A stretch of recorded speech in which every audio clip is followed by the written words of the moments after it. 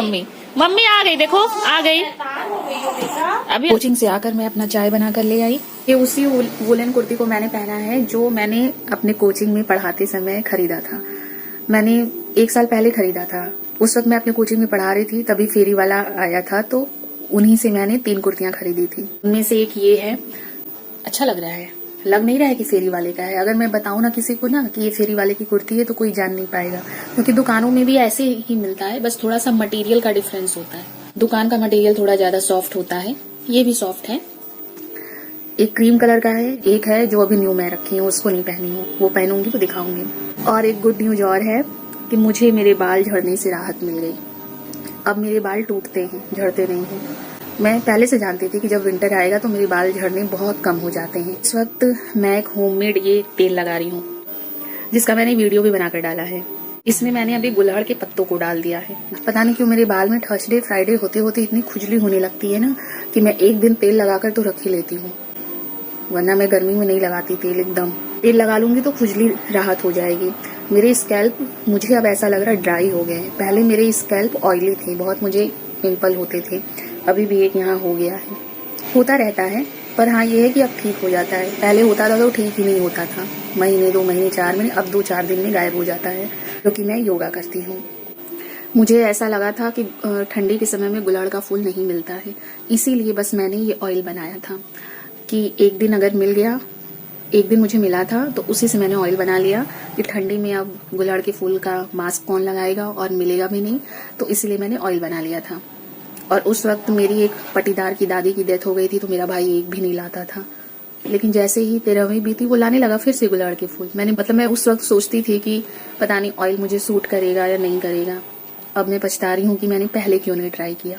गुलहड़ के फूल के मास्क से बहुत ज्यादा मुझे ये जो ऑयल मैंने बनाया है ये सूट किया, बहुत ज्यादा।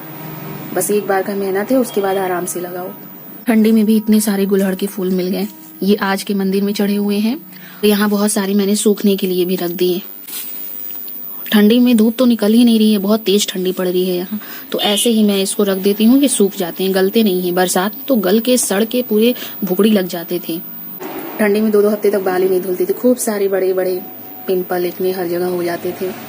अभी ये एक भी शायद इसीलिए हो गया कि फेस पर ज्यादा पिंपल इतने होता है। तो मैंने यूट्यूब पर ही एक वीडियो में देखा है, डॉक्टर बता रही थी कि अगर हम अपने बाल को ही सिर्फ क्लीन रखें ना, इनमें ही जो खुजली हो रही है ये सब, इसको धुल के रखे हर 2 दिन 3 दिन पे ना, तो उसी से 80% पिंपल्स ठीक हो जाते हैं, सिर्फ फोरहेड को क्लीन रखने से। बाल मेरे हमेशा से लंबे थे, अब ना मैं इरिटेट होकर काट देती हूँ बाल। मैंने बनाया था एक वीडियो, दिखाया था कितने लंबे मेरे बाल हो गए थे। पहले घर में भी लोग नहीं काटने देते थे, खुद भी इतनी बुद्धि नहीं रहती थी कि काट लूं अपने बाल या जाकर कटवा लूं। इतने पैसे भी नहीं होते थे कि पार्लर में जाकर बाल कटवा लूं। तो वो बढ़ते जाते थे, भले पूछ ही रहते थे पर लंबे होते जाते थे।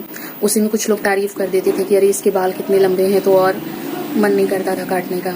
और मैंने स्टार्टिंग से ही खुद से अपने बाल काटने स्टार्ट किए, क्योंकि मुझे कोई स्टेप नहीं कटवाना होता, हमेशा मुझे बिल्कुल नीचे से स्ट्रेट चाहिए।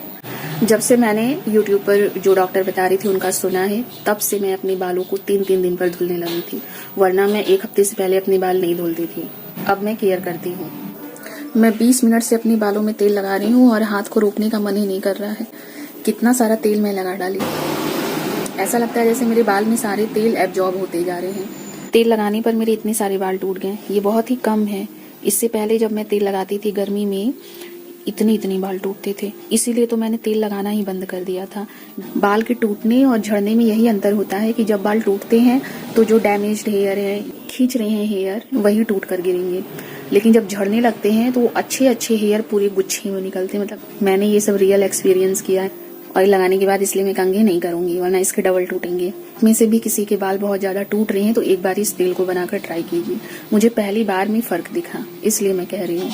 और मैं बहुत परेशान थी, कितने सारे वीडियो मेरे इसी चीज पर बने हुए हैं। मैं गुलहड़ के पत्तों का मास्क बना लगाती थी, मुझे कोई खास फर्क नहीं दिखता था, बस बाल सिल्की रहते थे बस। और इससे तो और भी सिल्की हो जाते हैं बाल, एकदम स्मूथ सिल्की, ऐसा लगता है जैसे पार्लर से वो स्पा क्या होता है ना, वो करा कर आई हूँ मैं। जब मेरे बालों में खुजली होती थी, मैं ऐसे नेल से करती थी ना, पूरे नेल भर जाते थे मेरे गंदगी से।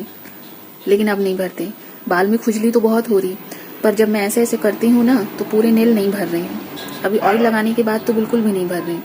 जैसे स्किन ड्राई हो जाता है, फट जाता है, और जब वहां पर ऑयल या मॉइस्चराइजर से मालिश करो तो वो चिकना हो जाता है ना, बिल्कुल वैसे ही मेरा स्कैल्प भी हो जाता है। खुजली बहुत होता है, लेकिन जब मैं ऑयल लगा लेती हूँ ना तो देखिए गंदगी नहीं है। मैं निकाल के ऐसे दिखाती हूँ, थोड़ी बहुत गंदगी है, वो तो 5 दिन हो गए बाल धुलने में, तो इतना तो हो ही जाएगा गंदा। और गुलहड़ के हेयर मास्क में ठंडी आने से पहले एक दिन मैंने उसमें कलौंजी डालकर लगाया था, तब मुझे हेयर फॉल में भी थोड़ा सा कंट्रोल दिखा था। पर उसी के बाद ही मुझे बहुत सर्दी जुकाम हो गया था, तो मैंने मास्क लगाना एकदम बंद कर दिया। इस ऑयल में मैंने कलौंजी, मेथी, गुलहड़ के पत्ते, यही 3 चीज डाला है। और भी वीडियो मैंने देखा है जिसमें प्याज भी लोग डालते हैं, करी पत्ते डालते हैं। प्याज तो मैं डाल सकती थी, पर गुलहड़ के पत्ते अगर डालते हैं तो उसमें प्याज नहीं डालते। मैंने गूगल पे सर्च किया कि अपोजिट हो जाता है।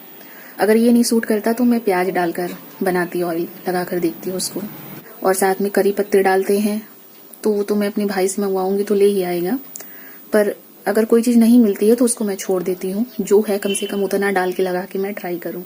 और ठंडी है तो बालों को ठंडे पानी से ही मैं धोती हूँ। सो गई थी मगर उठकर रोने लगी। क्या हो गया, क्या हो गया? तुम सोई थी ना, क्यों उठ गई बाबू? देखो तुम्हारे लिए हीटर भी लगा दिए हैं।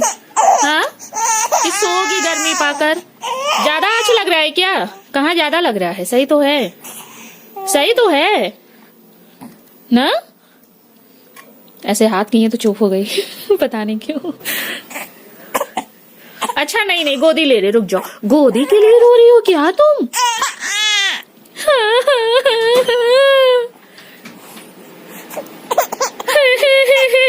देखो आ गई मम्मी, मम्मी आ गई, देखो आ गई। अभी आवाज सुन के चुप हो गई। अच्छा चुप हो जाओ, चुप हो जाओ, चुप हो जाओ। बाबू है मिली, छोटी सी बाबू है। काय शैतानी कर रही हो गुड्डा? क्या क्या? चुप, अपनी मम्मी की आवाज सुन के चुप। हमको क्या पागल समझती है ये? बेटा मम्मा खाना ना खाए, मम्मा खाना नहीं खाए। क्या खाए मम्मा? मम्मा क्या खाए? खाना ना खाए मम्मा? बाबू बस दूध पिएगी, मम्मा खाना नहीं खाएगी। बाबू बस दूध पिएगी, मम्मा को भी खाना खा लेने दो, मम्मा को भी खाना खा लेने दो। तुम तो अभी दूध पी हो ना, तुम दूध पी हो ना, खेल लो थोड़ी देर। अभी सो गई थी, जैसे सुला के गई रोने लगी। मम्मा भी खाना खा ले बेटा, जल्दी से खा लेंगे बेटा, जल्दी से खा लेंगे, जल्दी से खा लेंगे भाई, हम देर नहीं करेंगे। हाँ जल्दी से खा लेने दो, मम्मा को भूख लगा है बेटा। अब ये भी मुंह अपना करेगी ना। तुम भी खाओ मीठी, तुम भी खाओ। बाबू भी खाएगी, बाबू भी खाएगी। चुप, ये ना लग रहा है इसका आदत हो गया इधर किसी को देखने का ना, इधर देखती ही नहीं है, तो इधर का जगह खाली रहेगा तो इतनी तेज तेज रोने लगेगी, बाप रे बाप।